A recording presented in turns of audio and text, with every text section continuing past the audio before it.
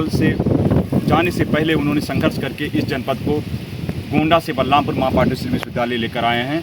उस संघर्ष का एक जो रास्ता है वो सबसे अच्छा रास्ता है, उसको हम भी अपना करके चलेंगे और आगे बढ़ेंगे। और मेरे पिताजी द्वारा गैसड़ी विधानसभा में जो विकास कार्य किए गए हैं, उस विकास कार्य को हम सदन में अगर पहुंचेंगे तो सरकार से लड़ करके उस विकास कार्य को हम लाएंगे।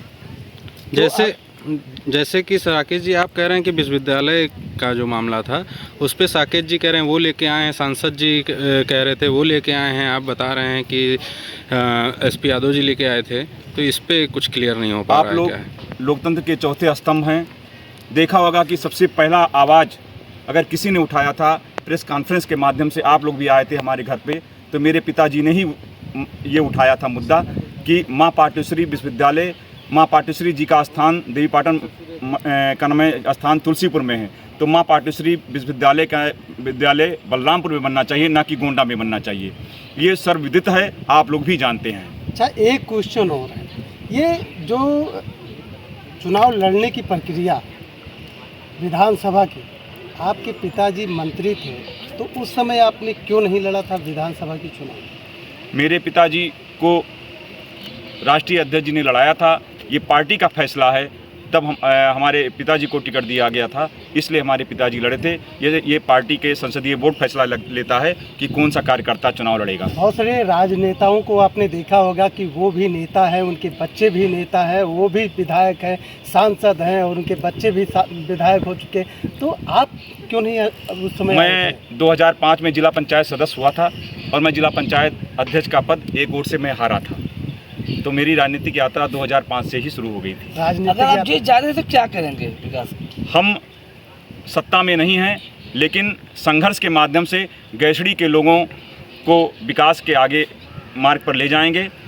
2 नगर पंचायतें हमारे क्षेत्र में हैं और 2 ब्लॉक हैं और कुछ ब्लॉक का हिस्सा तुलसीपुर में पड़ता है। जो भी हमारी जनता मांग करेगी, जहां भी होगा, हम संघर्ष करेंगे। जाते जाते हमारे पिताजी संघर्ष के माध्यम से, आप देख लीजिए, जितने नहरों की सफाई हो रही है, विधानसभा में उन्होंने प्रश्न उठाया था, वो चल रहे हैं। हमारे पिताजी ने विधानसभा में उठाया था कि जब NH 730 पर टोल प्लाजा के माध्यम से वाहन से वसूली जाती है, तो नगर पालिका, नगर पंचायत इसमें नहीं वसूल सकती है, तो उसको हमारे पिताजी ने ही ख़त्म कराया और चारों नगर पंचायतों को, उस वक्त नगर पालिका 2 और 2 नगर पंचायतों का जो टोल लेते थे टैक्स, उसको ख़त्म कराया। तो ये होता है संघर्ष का। आपको टक्कर देने के लिए शैलेश कुमार सहजू जी हैं और सपा से और बसपा से भी है, तो क्या लगता है कि आप उनके सामने चुनाव जीत पाएंगे? हमारा चुनाव भारतीय जनता पार्टी के भ्रष्टाचार से है। नौजवानों को बेरोजगारी से जो ओतप्रोत किया है उन्होंने, हमारी जो महिलाओं का उत्पीड़न किया है और जो चरम सीमा पर महंगाई है, हमारी उससे लड़ाई है। भारतीय जनता पार्टी के विचारधारा से लड़ाई है, हमारी किसी प्रत्याशी से न लड़ाई है। भारतीय जनता पार्टी ने जो विकास कार्य अवरुद्ध कर दिए हैं गैसड़ी विधानसभा में, हमारी उससे लड़ाई है। जो शिक्षा के क्षेत्र में उन्होंने कोई काम नहीं किया है, उससे हमारी लड़ाई है। तो पॉलिटेक्निक हमारा बना हुआ है गैसड़ी में, लेकिन आज तक उसको नहीं चालू करा पाए। 10 साल भारत सरकार हो गए और 7.5 साल इनकी सरकार हो गई।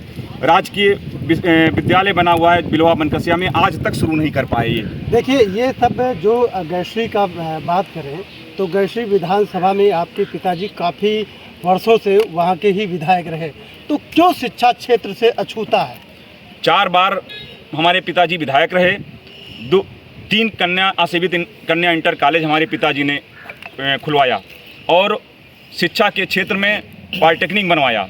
शिक्षा के क्षेत्र में कन्मय कृषि विज्ञान केंद्र खुलवाया और राजकीय विश्वविद्यालय, जो राजकीय विद्यालय है कन्मय इंटर हाई स्कूल था, उसका उच्चीकरण करके इंटर कॉलेज करवाया और झुआ में प्राथमिक स्वास्थ्य केंद्र खुलवाया, रेहरा चौकी में प्राथमिक स्वास्थ्य केंद्र खुलवाया।